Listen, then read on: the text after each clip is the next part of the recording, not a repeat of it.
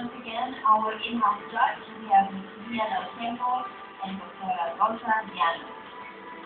Sila po ang magsagang tumutok sa inyo sa loob ng aksyon.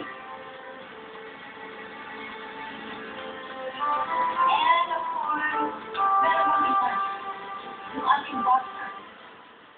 Yes, private sa butler, at syempre meron akong aaminin sa inyo, si Butler Ben ay isa rin in-house judge. To familiarize the couple to the Kirkland sa Bride Mansion, nilibot namin sila sa buong bahay. Siyempre, sa tulong ito ng ating butler na si Ben. Okay. Palitin pa lang ang mga couple sa mansion, pinagpunta na Miguel, nakasip at nakatutok na sa ating mga couple. Pinagmamasdan at pinag-aaralan ang bawat kilos, pag-ugali at nakikita ng bawat also for the big task. This is going to be a very hard decision. It serves as the eye of our in-house judges when they are not around. To pick the top two couples to go on and have a chance to have their dream wedding.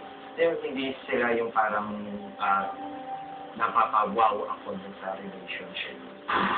So, to tell you honestly. Kainsa! Ngayon, say goodbye to the kids!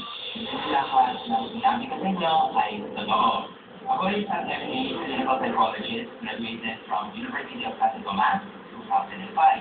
So, the reason why kaya nagpagdam ako bilang isang partner at namin sa inyo ngayon is because gusto ko namin makilala sino talaga kayo off camera. Sa amin, halos gabi-gabi ang incidents ay ipagpuntuan. Wala kaming idea, although may suspicions ako. May suspicions ako na hindi siya talaga butler. Simula pa lang, iniisip ko na kung bakit siya nandun eh. Kasi, yung ibang ko naman, may nakakapasok doon na parang, kasi butler siya, pero ang interaction niya sa amin kakaiba eh. Hindi kompleto pag hindi kasama ang mga kaibigan natin dito sa Here Comes the Bride. So I'd like to call in the three couples that were eliminated.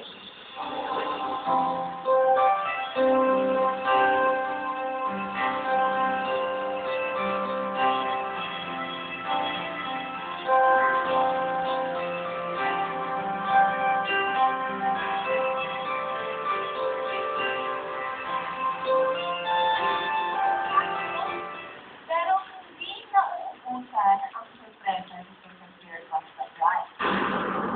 Dahil kayo, mga couple, at ang ating mga in-house judge, Mukha mo, Sherwin, nakikita. sila ay ang mag-decide kung sino sa inyo ang magiging winner dito sa Here Comes the Bride.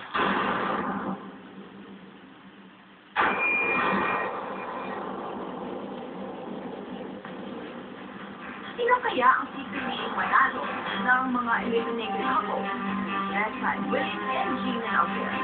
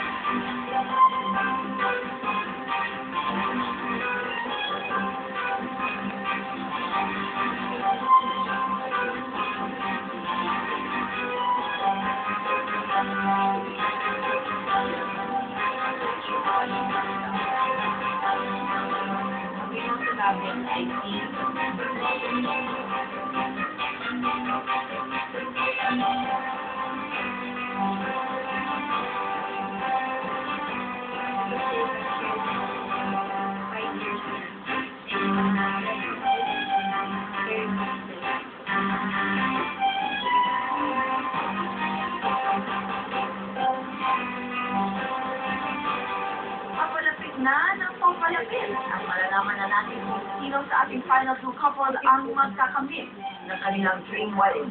Huwag na huwag bibitiyo.